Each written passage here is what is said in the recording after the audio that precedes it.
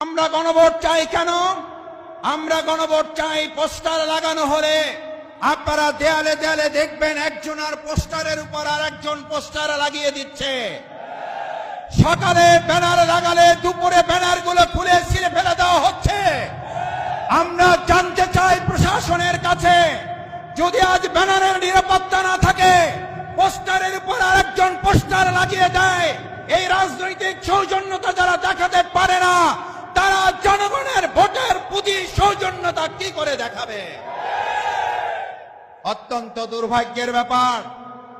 আমি দু একজনের কাছে ফোন করে জানতে চেয়েছিলাম, ঢাকা সহ সারা দেশে আমাদের পোস্টারগুলোর উপরে পোস্টার লাগান, আর কোন জায়গা কি আপনাদের চোখে পড়ে না?